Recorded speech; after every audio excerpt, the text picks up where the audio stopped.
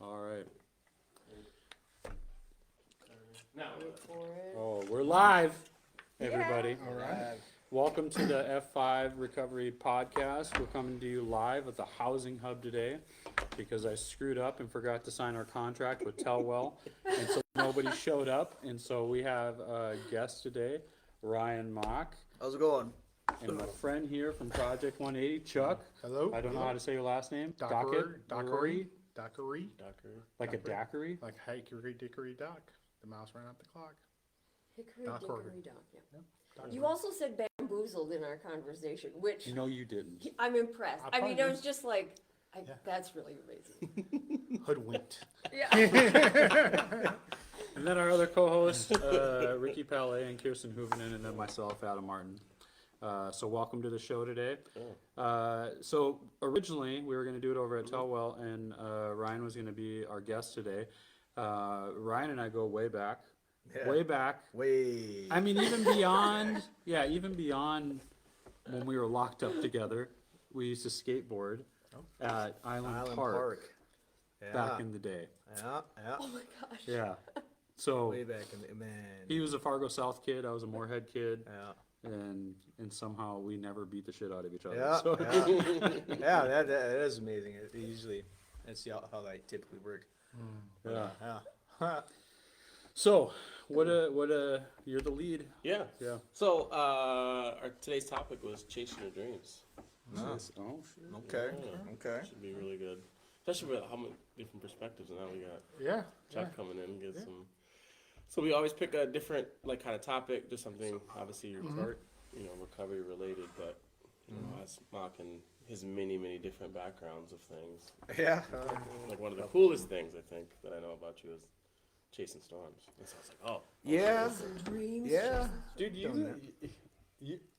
you're special. Oh. No. Every We time I can't turn go around, there. you're doing some crazy shit. Yeah, Like you're something making. different. It's just so we're I was in one of his movies as a cop of all things. Yep.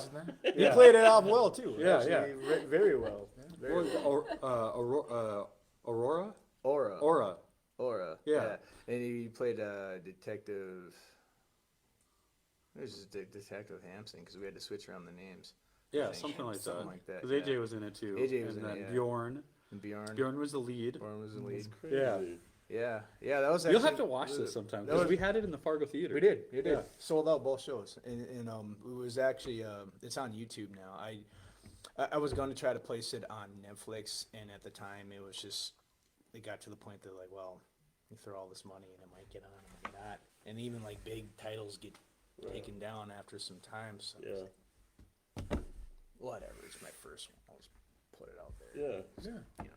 But now you're doing Ascension? Is that what Ascension, you're- yeah.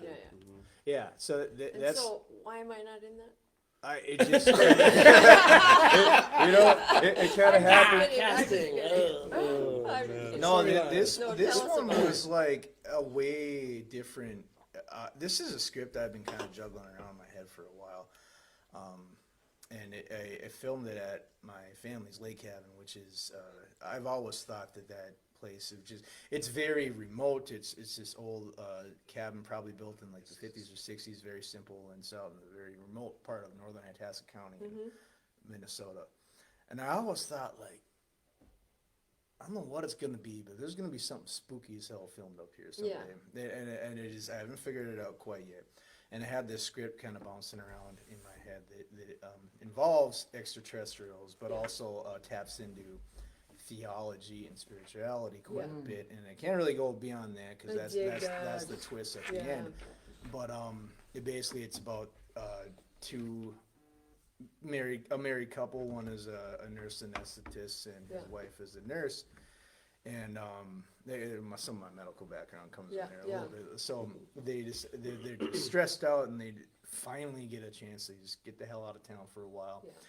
In the plot, the current situation with the Ukraine and Russia conflict is actually a lot worse than it really is in reality. And we're nearing the brink of nuclear war, and there's all these possible end times hints kind of coming in, and that stresses the main character Jacob out, who's played by Austin Jones, and so he's stressed out about that. He's stressed out about work. They finally get out and go to the cabin, and almost immediately very strange things start happening. They see something they can't explain, and then that hits their cabin, and Yeah.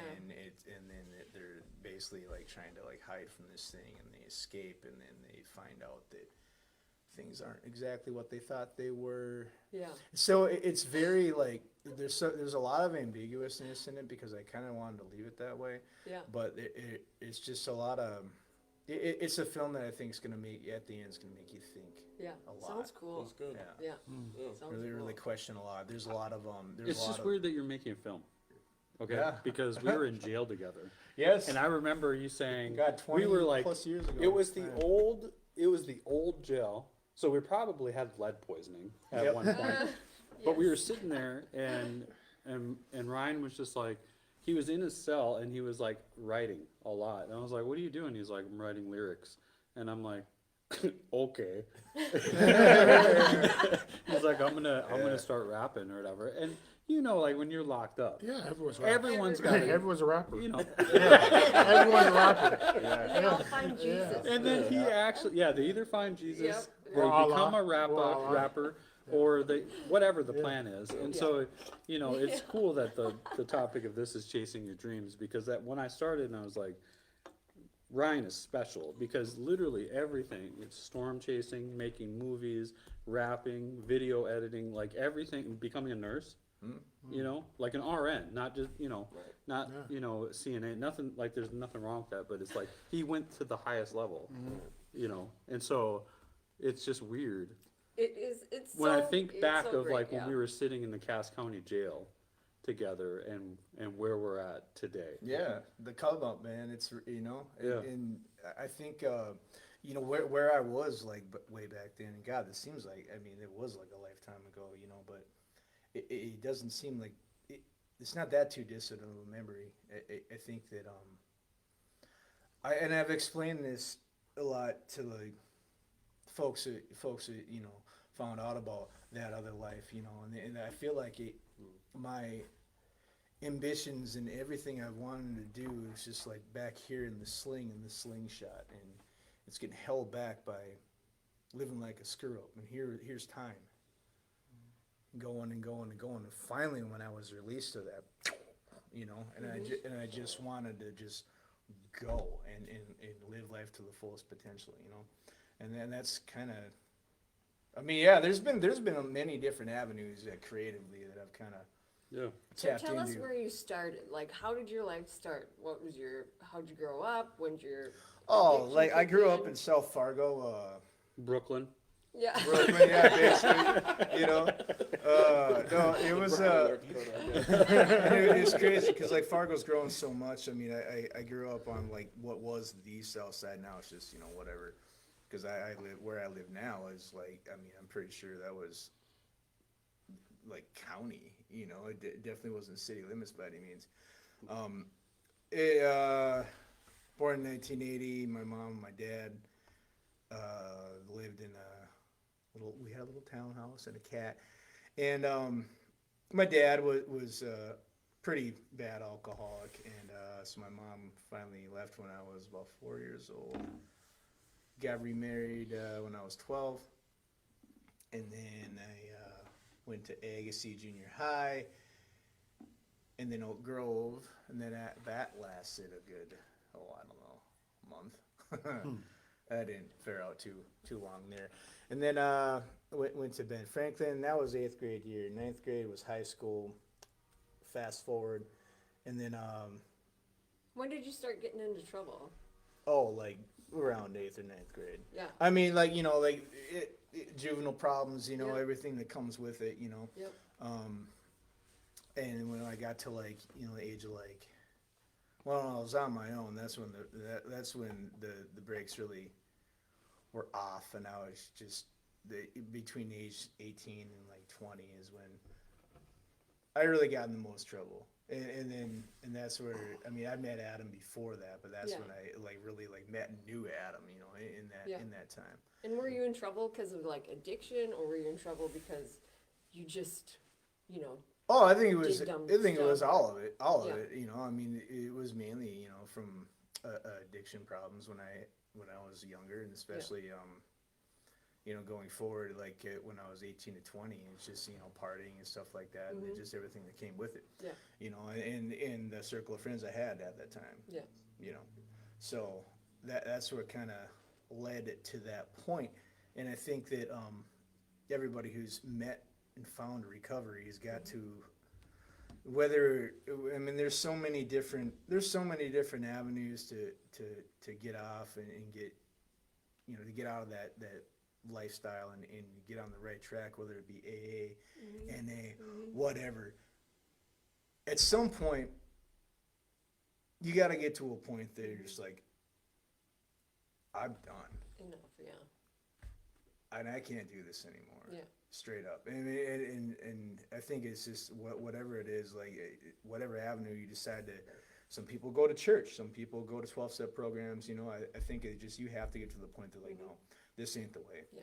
You know, and you have to like fully realize that you're scared in so many words. You Yeah. know, so then from there, I think it's just a matter of whatever works for people to try to get Yeah. onto that next plane. And for me, it was 12-step programs, and you know, and How that, old were you? when I first got it, Yeah. oh man, when I When first you- actually, when the when I wheels first fell actually, off, yeah. when I first actually got to the point that like surrender, so to speak, I was maybe like 22. Yeah. You know, and But you It- started looking for recovery earlier than oh that? yeah, You yeah. guys seemed like babies when you just. Yeah, oh became- yeah, God, we were, you know, Yeah. I mean, it Yeah. was, yeah, God. Yeah, I was like 21 or Yeah. something like that, 20 Yeah, when it showed up the Yep. first. And a lot of And it times was people roughly are the like, same you're, time. you're too young, you can't know. But all the people I've talked to that get sober at 50 are like, I knew at 15 that I did it different. You know what I mean? I knew it was a problem then.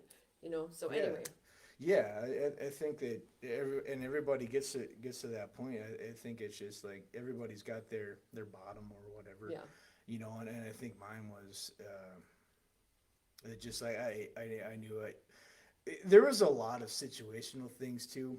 I mean, a lot of the people I was hanging around with were really getting into some very deep stuff, yeah, and some of them are still in prison. yeah, You know, yeah. and yeah, and so I very through a chain of events decided that like, you know, I need to like Yeah. start doing this thing and getting off that. So Yeah. and it's been, you know, it hasn't been like, you know, oh, I made that Yeah. decision. No, So, and yeah. there's been some oopses in my past, but it's been quite a long time, and it's been like a lifetime ago, and I don't know anything else. You know? Yeah. That's cool. So. Yeah. And oopses are learning curves. You know. They're No, learning- yeah, absolutely, yeah, They're huge, for yeah. sure, for sure. That's what we call them, learning curves. Learning curves. Yeah. Yeah. Yeah, because that whole like black and white idea that recovery, Yeah. once you sober up, then it's all good. Well, then detox centers would be pumping out winners, but it just doesn't No, yeah, work like absolutely. that. Yeah. Recovery is so different than that. It's so much bigger. But Right. anyway. Absolutely. So what have you done since then? Because you've worn a lot of hats. You know. Yeah. What do you say you do around here? Yeah. What is it you do? I mean, basically, you know, I'm a family man. I work as a nurse in a local facility. Are you married? I am married. I got 2 kids, Yeah. and that's the primary. I guess, you know, all these other extra things that I've had the opportunity to do, I guess, they're afforded by just, well, I mean, first and foremost, like, you know, because I, you know, got out of that life forever ago, you know, had the opportunity to do all these things. But honestly, all this came from music, all of it, like you know, when I started doing video stuff, it was quite simply just because the local video guy was ducking and dodging me nonstop, and I had money in my hand. I'm like, hey, let's go. I want to do this music video. And for whatever reason, he was like the one guy in town. I'm just like, you know what? I'm just going to buy a camera and do it myself. And they were terrible. Oh my God, they were horrible. Like my first music video was so bad. It's still out there. You can go check it out. It's just atrocious. But And that would be under 701. no, that would be under my stage name, Charlie Mizzo, which was a part of 701 Click, but it was when I kind of did my own solo act. When I wanted to do my first music video, it was for 701 Click, Jacob and I. Yeah. But and then I don't know, Jacob and I had a falling out for whatever reason. I can't remember what it was. Something probably petty and stupid, as usually is.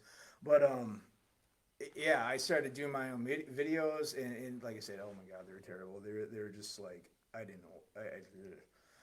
It was so bad. But you know, I've learned, and through that, I think it's grown into more of a love for filmmaking now. To really like, that's kind of my main thing right now. You know, as far as like, you know, extracurricular activity and what I like to do. Yeah. Creatively and stuff, and you know, I still dabble. I still have a music studio, and I still, you know, make some instrumentals here and there and sell them online and stuff like that. But yeah, filmmaking's kind of like my main passion right now, and I've taken that out into, you know, the storm chasing, like you mentioned. A little backtracking in my childhood. Tornadoes have fascinated me since I was like 5 years old. Yeah. I don't know why. Maybe it was the Wizard of Oz. Maybe. That's the only thing. Or the destruction. I mean, I just All of very. a sudden, there's 100-mile-an-hour winds, like going in a circle. Yeah, how No. amazing, right? Yeah. I know it seems. I know it seems, and this is such a. That's not normal. It's Why like am I doing this? I'm trying to explain this to like a person, you know, like normal people that are afraid of these things for good reason. You know, I'm trying to explain to them like it's such a paradox. It's like I like to go film them and see them, yet I hate when they destroy things. The ideal situation is out in the middle of nowhere, not hurting anything. Right. That's great, you know. But God, I have very vivid memories of being like 5 or 6 years old at or maybe even younger than that, at the daycare center up here in the Ridge, HRA, and now it's called Learning Patch, but it's the same place and the same person that's owned it forever. And I remember being, you know, there'd be like a tornado warning or something, and they'd have to like Everybody. get I know. inside, you know, because I'd be like, where is it, you know, and it's always been like such a fascination with me. I remember when I was you know, like really young, like 18 and 19, I go like, I remember the South Fargo, there was some tornado warning. There's a big wall cloud, which is, you know, meteorologically, that's just the big low hanging spinny thing before the funnel actually touched down. And so what do? We just go right under it, and we're like looking up. My ears are popping, and it's just the dumbest thing ever. By the way, don't ever do that. That's very. It's a very. Was that the bad one that like place. leveled half of Fargo? No, that was back in. That one actually was in 1957. We're actually in the damage path for that right now. Yeah. Believe it or not. That was fitting. yeah. Reborn, blah, you know. yeah, and it was rated an F5 project. Oh my So- gosh. So And it was in the Ridge. and it was in the Ridge. That's crazy It was because clear in we have the way. Ridge Treatment Center Yeah. and F5 project, yeah, and that was an F5. and it's So all right in the path of where that F5 tornado was. we are exactly in the dead center of the path right now. That is crazy. Right. It's Because almost like it God's touched down fingertip of Adam's just life. It touched down up by probably like exactly 5 miles west of here and came right through here. But that was one of the few, like several tornadoes that Dr. Ted Fujita had studied to create the Fujita scale that we know as the F scale, F3, F4, F5. You're gonna go full nerd. On Oh this yeah, right now. Yeah. oh yeah. No, it's like So we're gonna pivot to Chuck now. so Fargo was one of the. I mean, there was an F5. I mean, Yeah. it was like as damaging That's as cool. it gets. Yeah. So. I mean, it sucks. Yeah. But it's cool. That's a large. And you wouldn't expect that in North Dakota. You'd expect it more in like I guess stereotypically Kansas, Sure. you know, Arkansas or something like that, or Oh, yeah. Oklahoma, you know, where they Trailer have parks. like fields of trailer parks. Yeah. Trailer parks are generally tornado magnets. Yeah. Give or take. Yeah. It is frightening in Yeah. a trailer when a tornado comes. But it was weird. Like when I didn't. So growing up in California, we had earthquakes, but like I didn't know about the sirens. So like my That's first weird. siren, like it got eerily. Like it was like no birds. It was like dark out, but like it was just weird. And all of a sudden this siren goes off, and I panic, and so I just like dropped to the ground. So I was in my apartment. I was just like trying to find like going to the Drop to table the because like ground. that's Yeah. we used to, like our earthquake drills. Like you find a table, you like stand in Yeah. a doorway, like that's Find you know, something to get under. yeah. Right? Yeah. So I'm like, all right, I need to get under something. And then my wife at the time was like, "What are you doing?" So like, literally come out of the bedroom, and I'm like underneath it, like our kitchen table, and I'm like, "The siren is going off. I don't know what's happening. Is this like?" She was like, "No, we need to go to the we had an underground garage. Like we're going to go to an underground garage, like and do the whole thing." And like everyone else was down Ricky's there, out like, there. yeah. And I'm just Under- like under a Under table. a I was heavy like, "Yeah, thing this that's is like." gonna fall. And, Yeah, because that was my idea of like, this is how I'm going to be safe. Yeah. The heaviest thing I could find, grab the legs, and just like, and she was like, They no, were weird. that's not actually, you're not supposed to, like, no, that table will go and you'll Yeah, you'll go with It's it, all yeah. going. Exactly. It's all going. And I was It's like, all oh yeah, going. this is freaky as hell. Yeah, we in Florida. I'm from Florida, and we're starting to get tornado warnings. It's crazy. Really? Yeah. We have hurricanes. We have water hurricanes. We're getting tornadoes. tornado warnings now. It's so funny because we'll get tornado warnings, and then the broadcast will be like, "Get in your basement." There's no basements in Florida. You're right. Yeah, I'm like, how? Swamp. Like, what is this? Yeah, like, get in your basement. I'm like, there's not. Well, growing up, we had hurricanes, but recently, I don't know, whatever, global warming, whatever. But we've been starting to get tornado warnings. you know, Yeah. through the No, summer. Florida I was like, Florida gets more than you'd think, actually. exactly because I didn't think about that. Florida's something else. Yeah, I 'Cause was it's like, like- you got alligators, you got hurricanes, you got Yeah. tornadoes. But when they tell you to get No in a property basement- taxes though. Yeah, no property taxes. Really? No, Really? no. We have I property know tax, where no you state live, taxes. so it's We have no Yeah. state taxes. oh. We have property tax, but no state taxes. State taxes. Yeah, no No state. So state. just so we That's why all the know, rich people live Sorry. down there. just so we know who you are. We So found him. I just happened to bump into you in a dark hallway and Yes. thought, oh, this will be awesome. She was very happy about that. Yeah. Anyway, so tell us about you and what you do and how you ended up here and why you followed Adam. Okay. So yeah, my name's Chuck Dockery. I'm from Project 180 in Sarasota. We basically kind of do what Adam and F5 does. We help people who are getting out of prison, and also help people who are trying to live the life in recovery. My role down there is I'm the first week out program coordinator. I work with people who are just getting out of prison. So that could be, your typical drug dealer to your addict to your, whatever, who are coming back to Sarasota. I will find them housing. I will give them clothes. I will give them phone, all the basics, and kind of work with them to make the reentry smoother back into our community. We're very fortunate to have a great board of directors that supports us.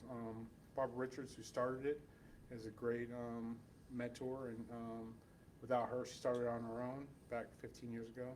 And we've grown from just a regular financial literacy class to a CEO program to a residential program to First Week Out. So I'm very proud of our organization. One of our board members, Wendy Cox, has helped Adam out with F5 a little bit. And he's come down to see us a couple times and decided it was too nice in Sarasota. So I wanted to come to Fargo Yeah. for a little bit and come You check said out. your Yeah. sweaters. Yeah. So hot. Yeah.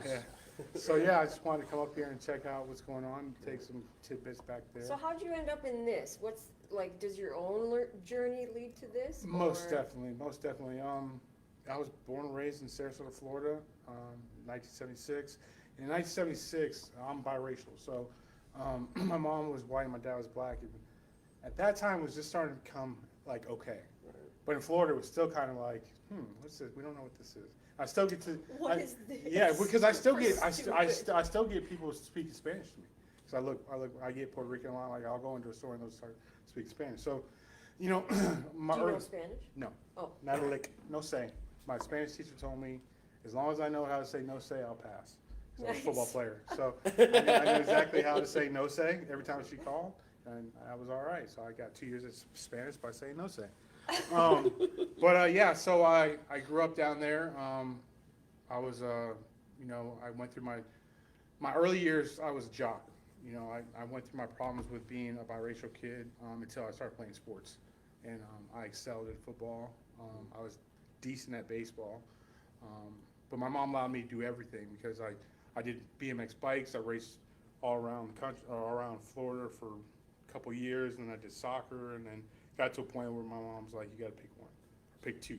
So I took baseball and football, and I played that growing up, and then back then they had weight limits, so I had to On what? on how big you'd be as a youth player. Like there was like 135 or whatever, and I In was Florida? I was running around with trash bags on, and a couple of my friends that we had to do the same. We look at it now, and I go out and watch Pee Wee football What was now. the limit? 135? I was still 135, so for like 9-10-year-olds, you know what I'm saying? Like, Oh, okay, yeah, okay. it was, I'm like, yeah, in no, it was high weight school, limits. No, that's- while I was a Pee Wee.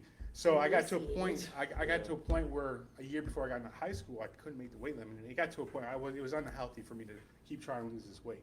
You know what I'm saying? So my mom was like, "You're done." So I played baseball year round. So I met a lot of people through baseball year round. And then I went to high school, and then I started selling football. My freshman year, I got put on varsity, and then my sophomore year, my mom passed away. She had cancer. It came back. She didn't let anyone know it came back. She was kind of like, so I was basically raised, my dad was there in the house until I was about 7, and then finally my mom had it, it was just like, it's time, you gotta go. It wasn't being anything healthy there. And my dad was my dad, but he wasn't a dad. He just didn't know because he didn't know. Like his father wasn't there. He doesn't even have his father's last name. So like, it's like weird, like Corbett and Dockery, he's got his mom's last name. So he really didn't have that experience of growing up in a household with, like, it was definitely not Eager Beaver. It wasn't Leave It to Beaver house. It was just like, but my mom came from a family of 6, and that was also an interesting background. My grandfather was an alcoholic, violent alcoholic. So it's basically me and my mom growing up. Yeah. Just my mom she worked as a hairdresser. She was on her feet all the time. Even when she had cancer the first time, she had a chemo pack on. And she would work all day long with chemo pack on doing cancer. She was a soldier. She hid her feelings. That's where I got a lot of how to deal with my emotions. I was a stuffer. Like, we don't share. And that didn't come from my dad. It came from my mom. I just stuffed it in, and like her, like something with the straw would break it. It'd come out, and it'd come out in healthy ways. Like the last fight we got into before she passed away was I came home with like just enough grades to play football. It was like a 1.7. And she took a glass meatloaf dish at me, just threw it at my head, and I ducked. But it was just like those things because she was like so disappointed that I was just like not trying, So I went through that, and then when the cancer came back, I was a sophomore, and she was having me drop her off at the hospital on the weekends, just for a preventative measure. And I'm like 17 years old. I'm driving. I'm varsity football. I'm like, this is cool. Yeah. Wasn't drinking or drugging yet.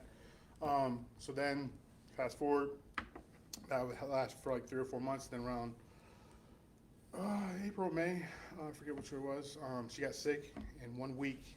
She was sick, bedridden, and passed away within 1 week. She passed away on Mother's Day, actually. Oh, I remember that. God. So, Sorry.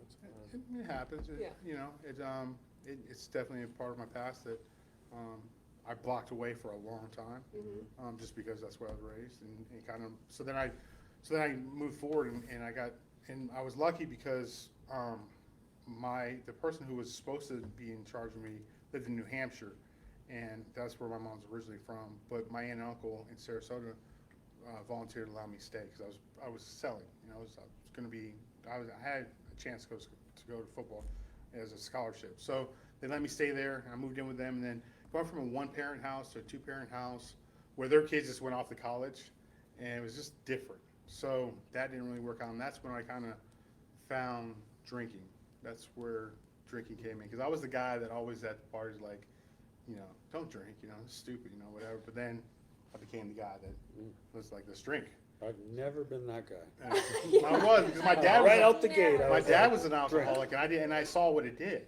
So I saw, and he was good at football. He was. So were you afraid to drink? I wasn't afraid. I just didn't think I wanted it at the time. Yeah, okay. I guess I was afraid maybe. Like I just I didn't don't see. want to make my kids nervous, Yeah. like to tell them like, well, there's a possibility here, and then have them be like, well, now I'm afraid to do it. Well, yeah, no, I mean, I saw it, and I just saw there was nothing good coming out of it. What hit, I mean, he wasn't a bad father by any means. To me, he was a bad partner. He'd get his check on Friday, and you wouldn't see him until Monday with nothing in his pocket. So I picked up those kind of traits from him. So I didn't do it. So then I did start drinking, and as I started drinking, the other stuff came in. Whatever. Once I got enough of me, coke, heroin. I never had a needle stuck in my arm without a doctor doing it, but everything else went up my nose. You did drugs? Did drugs. Oh, shit. Yep. But my senior year, I'm living on my own right down the street from my high school. Yeah. Able to sign myself in and out of school and to be legit because I was 18 at the time. And, it was good. So I'm like, I'm a star athlete. I'm not going to go to class if it's going to get excused. So I decided to take a 12-pack on the bus. And we would have a long road trip, and it got found. So I got kicked off the team. And then that's when my drug, alcohol experience, I went from being a jock athlete, kind of alcoholic, to a raver alcoholic within like 3 months. So I went from my jock friends to now my raver friends, and just started going off, and I just started getting in trouble here and there. Like blinky lights, pacifier raver. Yep. Yeah, all right. Oh, yeah, vapes. That was a big deal back then. Yeah, vapes. Yep. The vaccine, vape inhalers, all that stuff. All that good stuff. The dirtiness and just that was me. So for a while, and Some weird kids. there was weird, some weird kids, but they were some weird kids. So, and I did that for a while, and then I went to Colorado, I started getting into trouble. I got in trouble, and it was always fights. It was always fights because I was always the big guy, and everyone starts drinking, and then of course they're gonna fight, and you're not gonna let your friend get beat up. You know what I'm saying? So you get in a fight, disorderly conduct here and there. So got those situations, and then I just ran. I was like, I'm gonna go to Colorado, and I went to Colorado, and things didn't get better. I ended up getting in trouble out there, and turned from misdemeanors to a felony, and I got sentenced to 11 years. I did 8 years out there for a fight that I got into that someone took someone's life, and it just went all bad. So I did that, and then I came home, and 2011 I killed my number out there in Colorado. I killed it. Met my partner now. You did what? I killed my number. When they say you kill your number, that means you're done. That number's done in Colorado. Oh, I'm like, how are you out? Yeah. No. I knew it. I knew it. Didn't kill anybody. I was like, Did not kill anybody. Yeah. No. Her face just went like, No. just confessed to murder. No, the on number outside is done. podcast. It was a number. 1150 is Killed my done. number. Yeah. So that number is no longer active. Why in is 6 Colorado. scared of 7? Because 7, 8, 9. Yeah. So then I came home and I met her, and beautiful That's your current wife? current partner. Yes. Who is smoking hot. I just Thank saw you. a picture.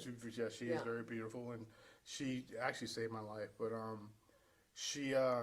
we met each other, and we had our beautiful child, and I was not ready. I was drinking, and I had probably about 30 jobs between my daughter being born and me getting sober. Because I can get a job. You get me in front of you, I'm gonna get a job. And that wasn't a problem. I never worry about my background. Yeah. I never worry. I just go, I was like, let me get in front of you, and we're good. And I have two skills. I can talk, and I can pick things up and put them down. I can't fix anything. I can't do anything like that. So I'm not hard. And I was older. I was like, I'm not working outside. Yeah. Florida, no way. My dad was a roofer. I was like, I would never get on a roof ever in my life. So I started working in customer service, stuff like that. And then when I finally gave up, this is how I say she saved my life. I got arrested for a couple of things. My dad had died in 2017. And that was like the end. Like that was like the last piece of my immediate family. And I just kind of, me and her weren't vibing. We weren't doing things right. I was, being a jerk and whatever. And I was still, in my addiction. And I was living with him. And I just had the efforts, like literally. And I got a couple stupid arrests. And the judge, we call her Go Home Coleman because she's such a nice lady, but she's fair and she understands why are we keeping people locked up for being Yeah. alcoholics or addicts, whatever. So she sent me to this program called the Viper program at Salvation Army. It's a life recovery program, and you go there for 4 months. You're in a homeless shelter, and so you get to see all the stuff a homeless shelter provides. You know, you get to see all the homeless people coming in drunk, whatever. And so if you want to get sober, and like that was like you have a chance to get sober because you can leave at any time. It's not like you have to stay there. You have to stay there, but I tell people all the time, I'm like, you've done time before, so you can just walk out. Stay if you're gonna be here, be here. So I went there, got sober, was there for 4 months, got out, went to a halfway house, ran a halfway house for a little bit, which was not the smartest thing ever because I was trying to get back on my feet and get my family back together. Yeah. So being a house leader at that time was not fair to the clients because they knew I'd be home at 10 o'clock. So you know where they'd be in their room because they knew I would sit up and talk to them and I'd find out they were using and whatever. And so I kind of did disservice to them, but I used it as a learning experience. I stayed there for about almost a year. Moved on from that and went on to fixing cell phones actually for a friend of mine. Did cell phones for a little while. A friend of mine was actually my sponsor while I was in the Sally. He was a jeweler by trade and decided he was sick of making jewelry. So he decided, let's go do a cell phone store. Okay, I'll learn. And we're right across the street from art school, like one of the number one art schools in United States is Ringling College. Yeah. Down in Sarasota. And we thought that was a perfect place to put it, but not really because they give them brand new Apple computers and they give them brand new phones for their $80,000 scholarship, whatever. So we didn't really have too much traffic. Yeah. We didn't have too much traffic there. So I did that for a little bit. Then another friend of mine had a non-medical emergency transport company. I went to work for him for a while, and that was awesome. I was driving for a while, and then by like 3 months, I was running the whole operation because the guy who we had running it was an alcoholic, and I could tell. And I was just like, listen, bro. I was like, And you were sober at this time. I was sober at the Yeah, time. yeah. I was like, listen, man. I was like, this guy's gonna do something stupid. He's gonna, And so I ended up taking over, and then fast forward, I was there for about a year. And me and my partner Heather. So we were gonna try to purchase the company, or not purchase it, but be partners in the company. And things just didn't work out. And on Christmas in December 2019. Or 2019, I quit. Christmas Eve, I quit. I was like, got into it, and that was the first time I knew that. Merry Christmas. That I knew, but it was like, it was big for me because I knew I would, in the old days, I would have went over there and we would handle it a different way. Right. And I would have been off and running. I would have had handcuffs and it would have been just done. Yeah. And I would have had the F's for real. Yeah. So she's like, don't just go get a job to go get a job. She's like, find something you want to do. Yeah. So, kicking around, the COVID kicked in, Yeah. and I was home for a little while, and I just couldn't do it. Like, I love my family, but I just had to get out. I had to do something. So I went back to Salvation Army, and the person I got sober with, his name's John Lopez. He offered me an opportunity to come there and work as a peer counselor, or like it was a support staff. So I was a recovery monitor. So make sure they get to their meetings. Yeah. Be there, whatever, make sure they're keeping their place clean and stuff. But I got to interact with them, so like I had a real life experience to be like, hey man, you want to go here? This is what can happen if you get sober. You know what I'm saying? You can do this and give yourself a chance, stuff like that. So I worked there for a year, and as my year was coming up, I had the idea. I was like, I can make this a little bit. I can be better at this. I'm good at this. This was at the Salvation Army. Yeah. Yeah. Yeah. God, you go to these big cities and they got like awesome jobs, Yeah. like at these places, Yeah. That are helpful. Yeah. Yeah. Like in some places they got like peer supports that are on law enforcement, that are reporting crime, or Salvation Army has a recovery coordinator, Yeah. or Yeah. Yeah. like they have a recovery pod. We have a recovery pod In now, the jail. In our jail. Yeah. Yeah, we're like probably one and only in the nation, or like one or two in the nation. And actually, the person who helped start the program, Miss Lacey Brennan, she's awesome. She's just an awesome lady. She works at Salvation Army. She went through Salvation Army as a client, and she was a jeweler back in the day, and she had a problem. She got clean and sober, and now she's basically one of the head honchos at Salvation Army now. But she started the recovery pod, and so basically all day long, NAA meetings. That's Can you awesome. imagine if we Yeah. were in jail Yeah. and there was a recovery pod?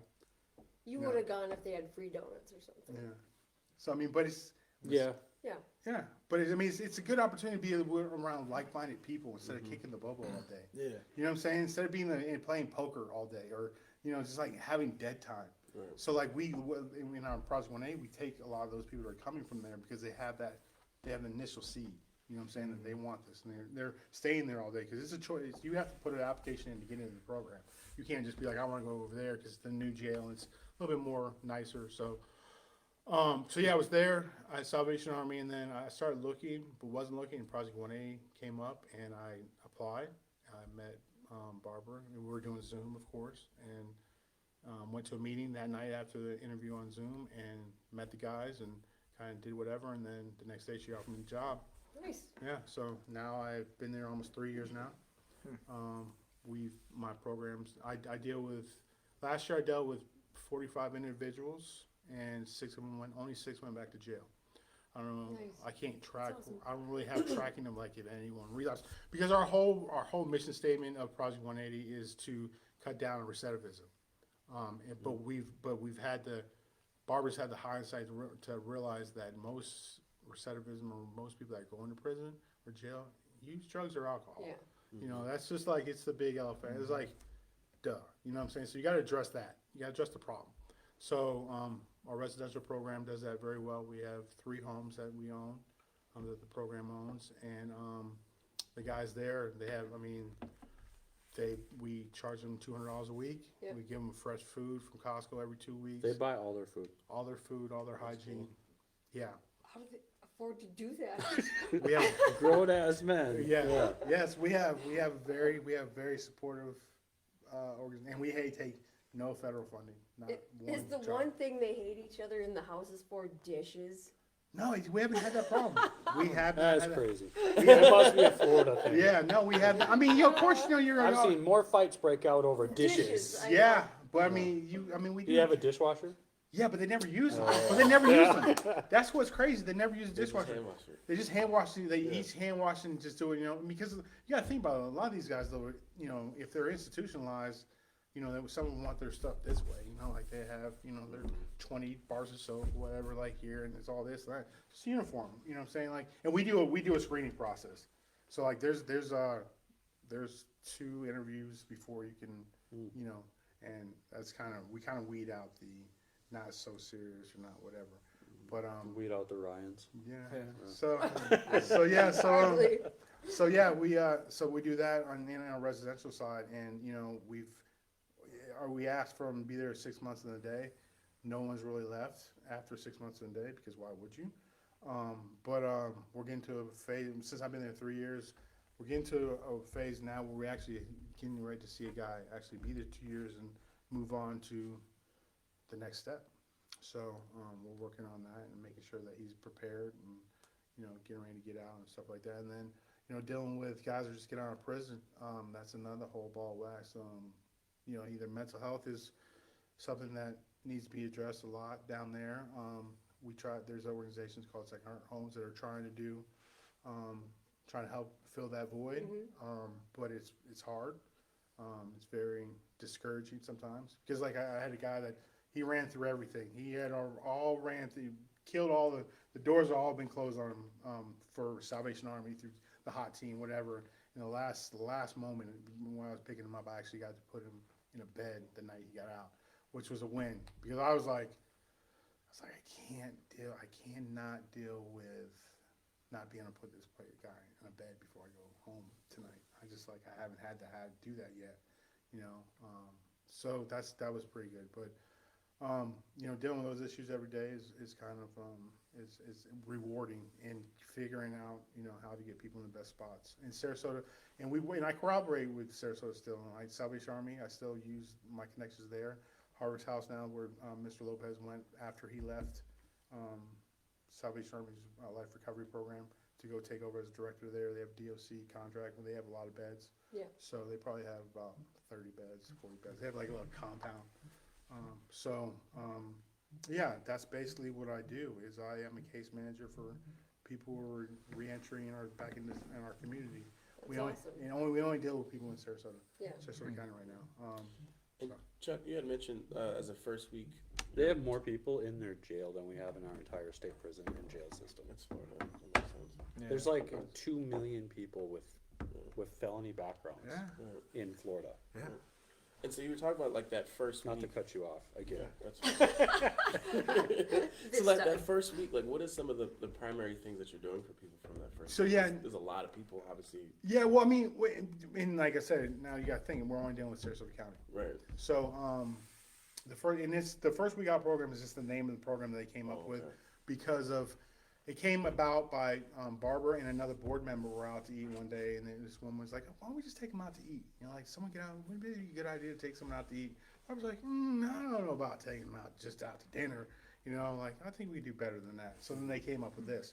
Okay. And when I started the program, when I came on board, there was a woman named Emily who had started it, and you know, I love women. I love women can do everything, but it's not fair to them to have a guy who just got out of prison be driving around and taking them to get clothes and stuff like that. So it kind of made sense that, you know, a man took over that. You know, I mean, it's just like the guy with the best intentions is still a guy. At the end of the day, he's gonna have some needs and some wants, and it's not fair to put her into place.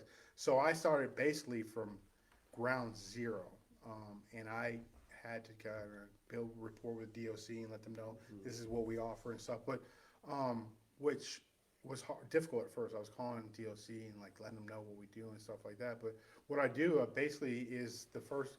So I try to reach them within like 3 months before they get out. Sometimes I'm successful. Sometimes I'm not. Sometimes I might be 1 week. Sometimes they'll show up at someone showed up at Salvation Army the other day that fell through the crack because I didn't know that they were getting out. So it's not a perfect system. But what I do is I identify what they need. You know, so if they need housing, I see where their level is of sobriety, and I have them interview with our guys. If they can fit our mold and what we're trying to do, then they can go there. If not, I get them in somewhere else. Then the typical day is picking them up, taking them to probation office, taking them to jail to check in, let them know they're back in Sarasota. Then to the phone store to get them a phone, and Yeah. then close. And then we go from there, you know. A lot of guys have and jobs aren't hard to get. So right now, which is very fortunate for a lot of people. If you're not working, it's because you don't want to work. So we do that. We make sure they get a job, and then some guys would still stay in contact with me for, like I got 2 guys I've dealt with for about 1.5 years now, and then some 3 months. But I feel the average is a month that I can have serious contact with these people, which is good because they're starting to do their own thing. And they're starting to pick up where they left off. That's a big deal. They got their feet planted, you know what I'm saying? Which I'm okay with. You know, like I don't take it personally. They don't want to talk to me anymore. Were you in sober living? Ever? What did you do when you got out of jail? Did you live at your mom's? No. You got an apartment as soon as you got out? Yeah. Oh, what was her name? Because that's our Yeah, yeah. yeah. Her Who name is was which pen Michelle. pal? Yeah. How was that pen pal situation? Her name was Michelle. Yeah. And it was, you know. Yeah. No, You yeah, had to and pay then child and I support picked for that up part. the pieces beyond there. Yeah. You know. Yeah. Yeah. Well, No, we're I never did Good anything time. like that though. We're pretty fortunate in North Dakota because like the cost of living is pretty low. Yeah. Yeah. We have pretty open-minded like private Right. landlords. No, and back stuff. then, yeah. Yeah. I remember this. Like my apartment was $550 a month. You can't find an apartment now for Are you less. talking about the one You over can't by find a storage Cashwise? unit.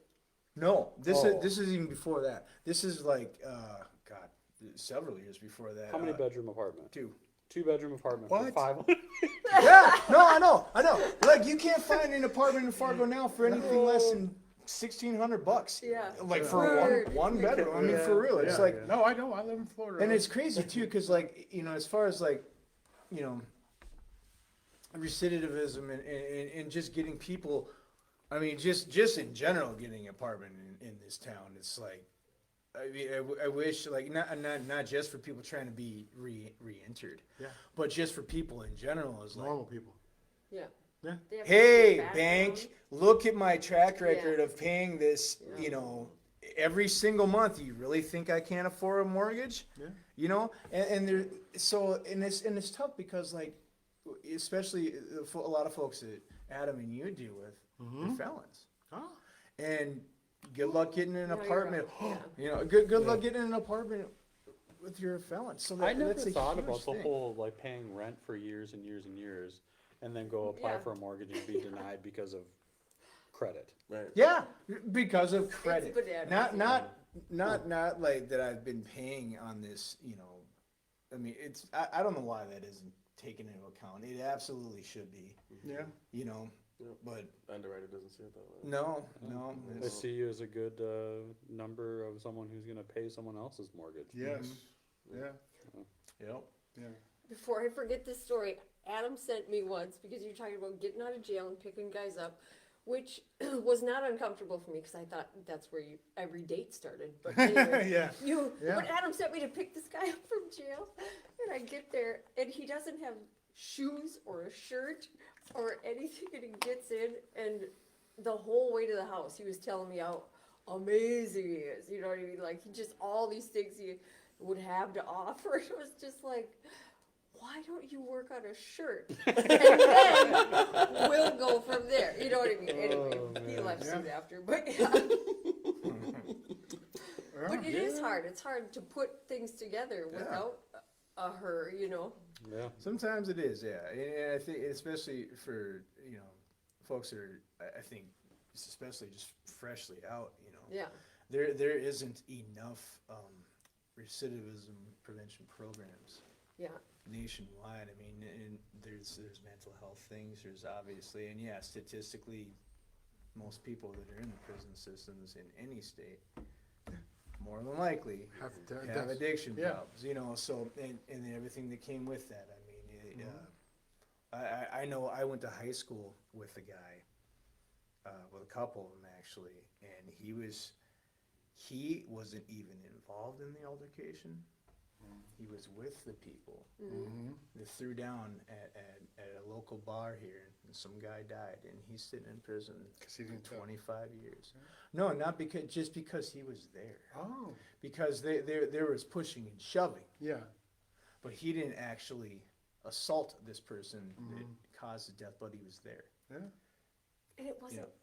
like premeditated or something. I just don't No. understand any of Absolutely not. Yeah. You know, so I think there's those situations too, Yeah. that people are just quite simply at the wrong place Yeah. at the wrong time because of maybe some alcoholism, addiction, or poor life choices, but whatever, and then now you're in this situation. Yeah. And then, so, you know, what do we do with that? And meanwhile, it's like our prisons are full. Mm-hmm. We can't have enough, you know, like room for them, but then we don't have enough, if we're gonna go do the right thing, in my belief, is, you know, treatment and these types of programs. I mean, I've always been, and see, and I don't wanna get political, but I've always thought that I personally wouldn't mind paying a little extra taxes, knowing that, God forbid, my neighbor. How dare you? Yeah, but my neighbor gets smoked by a truck or something, and they're not gonna have to. They have health care. Exactly, they have health care, and they're not gonna have to think about, geez, do I need to sell my home I know, it's awful. just to like pay these medical It's bills, awful. or like, you know, that can go into like, I would rather my tax money go to these types of programs, or even like a more of a treatment orientated thing for people that, for the most part, are going into prisons because of byproducts of these addictions and alcoholisms and everything. I'd much rather pay for treatment of that. But you know, Basic we are a capitalist society. There are private profit prisons, Yeah. and around we go. Yeah. And you four guys are amazing, but Thank you. how did, like, all of your careers are in helping other people, you know what I'm saying? And how big of a part does that play in you maintaining your own healthy recovery?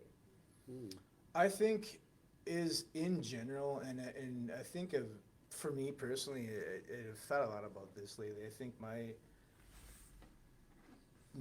just living a life of being of service to others is altruistically, right? Altruistically, right? Is I think like whether it be professionally or otherwise outside, is to try to even as simple as just trying to like make someone's day a little bit brighter. I think that just keeps me in line where I'm supposed to be, you know, because I think it's just because it's such a stark contrast to what it was when I was like age 16 to 19 to 20 or whatever. It was absolutely not that. It was all me, you know, and that was it. That's pretty typical, Yeah, you know, so I think that is I mean, unfortunate, I see it as an opportunity and a blessing to have had the opportunity to be able to live a life professionally and otherwise like that. So I can keep forward and 1 foot forward and just try to pay forward everything that I feel like is a privilege. More than something that even I've earned or whatever. You know what I mean? I just So to be a part of something where you give back, and these houses, when you get out, offers that opportunity, Right. you know, to be of service to the guy that gets out next. And then those guys stay in recovery and build this whole life. And how many people go back within the first year versus after being out a year? It's subjective. It's Yeah. different state by state. I mean, here in North Dakota, I think it's like 40%. It's dropped down to. Oh, When we first started with F5, it was probably 65. yeah. I'm not saying that F5 is literally the epitome of why that number. I mean, there's a lot of great providers Yeah. that didn't exist prior to F5. They exist now. There's a lot of startups happening. And I think they saw it. They're like, man, if Adam can do this. But you busted your ass. Well, you're I mean, it's kind of the constantly same, moving. you know, talking about like, you know, the rap and the movie and the edits and stuff like that. Like his first video sucked, right? No, Like that's my first year of business, I had no idea what I was doing. But even before that, like in sales and marketing and, you know, there's just there's breadcrumbs like throughout my life that led, you know, lots of what people would say. I mean, the best experience I got was all the failed attempts at sobriety. Yes. You know, prior to and I that. can't remember who said. I saw this quote. It was probably on some Facebook reel. I'm like one eye opening, you know, like 2 in the morning or something. I saw it, but it was something in the regard of like the most successful people. Behind that is a resume of lots of failure. Yeah. Failing over and over and over and over. But the reason they are successful is they kept moving. Yeah. Yeah. They kept doing it. They learned through fail. Okay, it didn't work this time. But I am damn well doing this. So this time I'm going to try a little different way. And then finally it's there. And it's so, you know, had I told my mom when I was in and out of jail, like, I'm actually building a career, you know, so just allow me I think you're insane. I think there's a couple different qualities for someone who like gets to this end or whatever. It's like, you know, quick to get over shit, right? Like, I mean, I'm not saying don't get emotional and stuff like that. Like, there's trauma and stuff like that. But the guys that I see do very well, that end up doing very well, like get through their shit mentally quick, right? Like I screwed up, or I relapsed, or I can't see my kids or whatever, and they refocus, they pivot, and then they just move on, and they know that the environment, build the environment, the rest will come, right? So get over shit quick. Another one is just this insane competitiveness to be better than you were the day before. Like compete with yourself the day before, and then just the willingness to accept whatever happens. Like those are like the three, you know, because for me, F5 was not ever a thought. I never thought about starting something that was going to do what it does today. Like I thought it was just when I got my first sales job, I thought that was it. Like I was like, this is my life. I'm okay with this. Like I'm good at sales. I'm good at, you know, presenting. I did some stand-up comedy for a while. That was fun. Oh my gosh, Yeah, you did. did, you know, until I did my very last show, all the comics after the show decided to hang out, and then there was like people doing like cocaine and I was like, you know, all you guys were like depressed about an hour ago. Yeah. You know, and so I was 18 months sober when I showed up at that Yeah. party and I had some girl sitting on my lap with a Budweiser and she's doing coke and stuff, and I was like, I'm good. Yeah. And I left and I never went back to the scene. And you know, sometimes I wonder, I'm like, it probably would have been cool if I would have persisted Yeah. at just, you know, not hung out with Yeah. them. But I just wasn't willing to sit in that environment anymore, you know, and decided to get into sales and marketing and but had that moment not happened, Right. you know, or had the moment not happen when we were sitting in jail together talking about where we were going to go in life, right? Like every single moment led to this, Yeah. every moment. And so none of it has ever been failure. It's just been, No, I don't regret Time any to of turn. those times, no. Right. Yeah. so we got like 3 minutes left. Yeah. Uh, But with this last Dang. part, I saw this photo you did of Adam. Did I do that? Oh, I did do that, didn't I? Oh, Photoshop's fun sometimes. Like, I'm sure it's fun for them to watch you look Holding at his something. own head. This is great. When did I do that? Aw. No, 5 years ago? Oh, 4 years yeah. ago? That's So that hilarious. was, I was doing Me and my ego. a documentary Me and my appeal ego. to get people to fundraise for a documentary, and Absolute Marketing across the street was the ones that were. So you used a photo that from Oh, a okay. video. Yeah. Oh, okay. But it was Yeah. great. I was like, Yeah. this is Huh. who we're having on the podcast. That's Like, hell yeah, hilarious. this is great. So final things. Yeah, final If thoughts. knowing who, like what you know today, if you could go back to that moment when stuff started like going haywire, what would you tell that person? It gets better. Yeah, I mean, That's I was the gonna main- say that. I yeah, mean, just hold on because Yeah. there's gonna be a whole lot of suck before Yeah. there's any good. You know, because I mean, I remember when I was in my darkest hours way back then. It seems pretty hopeless, and there's a lot of case of the efforts. If it's This is just way too much. This is way too hard, you know. And I mean, yeah, hindsight's 20/20, I guess, you know. But I think that, like we talked about it, I think in some ways it's made me probably have more potential than I maybe would have otherwise had I not had been afforded the opportunity to fail time and time again, and to learn from that, and learn like humility, learn what doesn't work, and then just that from that getting the perseverance and the motivation, the conditioning to keep going forward. So I mean, and that's what goes into anything in your life, anything that's really hard and worthwhile doing.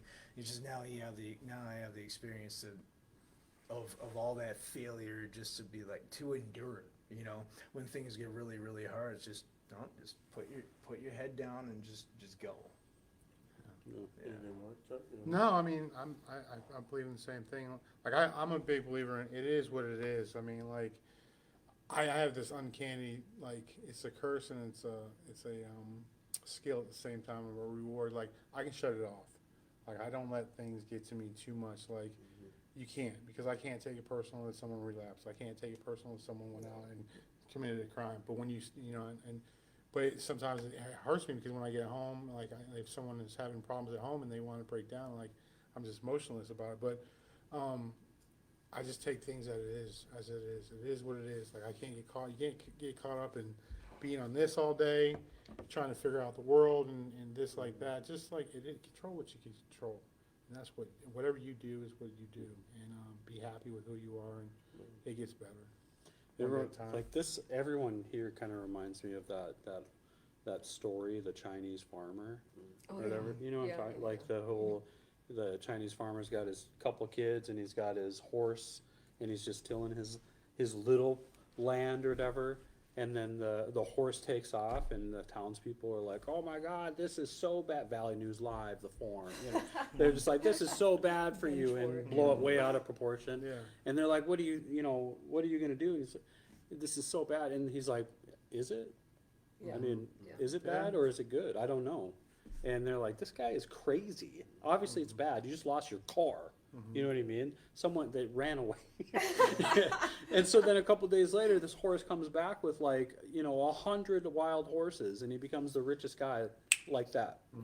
And then the townspeople, show up, and the bloggers, and Yeah. and they're just like, the Facebook commenters, and they're like, you're the richest man in the land, and this is amazing. You're Yeah. gonna have a legacy, and your kids are gonna be taken care of forever. This is so good for you. And he's like, is it? I don't know. Maybe it is. Maybe it isn't. Yeah. Reframe. And then his couple days later, his firstborn son's trying to break in the horses, bucks him off, breaks his back. They show up. And they're like, "This is bad for you," and he's like, The "Maybe it is." townspeople show up Yeah. every time. Every something bad time, anytime Yeah. We something were happens, watching. Yeah. there's always someone quick to judge Yeah, and yeah, comment or for whatever. sure. Probably because they don't have any horses, but Yeah.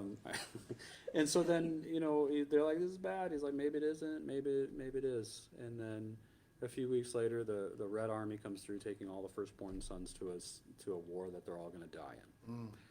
And so like I look back at like our lives and all the successes and the failures, and I often wonder if because there was many times I got mad or I got sad or I got depressed, and it was always because of what was going on in the moment. Yeah. But I never, looking, when we ask these questions, like, what would you say? And it's always like, it's going to get better, right? And so now I'm like looking back at it, and I was like, I wish I wouldn't have listened Yeah. to the people saying this is bad, this is good, because looking like none of it was either. Yeah. No. It was just a journey, Right. And so anytime we Yeah. get together, I think of how I want to be the Chinese farmer. Maybe it is, maybe it isn't. I try and reframe stuff for my kids when they're like, "I'm super scared. I'm really scared and nervous," and I'm like, "Well, I think why don't we call it excited instead?" You know what I mean? And it just changes the whole thing. Yeah, you it know? changes the narrative. Yeah. Yeah. Anyway, I trick them. Well, Well, thank you all so much for coming on the podcast. Yeah, thank you, Thanks, Charlie. Thanks. Thank Yeah, you. yeah. Kirsten, Adam. yeah, thanks for pivoting and coming over to the housing hub and doing Yeah. a Facebook Live with us. Yeah. And- Yeah. We always love So that. good. Shout out everybody on Facebook Live watching, and of course, want to thank F5 Project and The Ridge for sponsoring this podcast and allowing us to do this. If you're listening, feel free to please subscribe, comment, and let us know how you're enjoying it. We'll obviously are super happy that we're able to continue to do this. We're going to have many great more co-hosts, or not co-hosts, special guests who will come, and all sorts of just really awesome things from this podcast. So we're just super, super grateful. We got new sponsors, and we got new subscribers, and starting next week, we'll make sure that you guys get the shout outs and the logos and everything put on there, and we thank you for supporting us. Ryan, thanks for coming today. Yeah, Chuck, thanks for coming today. Thank you. We appreciate you guys, and that's all the cookie crumbles. Oh, you always try to sneak that in. Well, everyone have a great day in recovery. I don't know. There's some famous. We just have this thing where they always have a sign off or whatever. Oh, yeah, that's it. It was some newscast. Like get recovery or something. It's have So- a great day in recovery. That's the like. Oh, have a great day in recovery. And I always make fun of them, like, it's how the cookie crumbles. So, Oh, I we're think still that should live, be just so it. you guys know. Yeah. Oh, Oh, Yeah. whoops. Yeah. Yeah. don't know Chris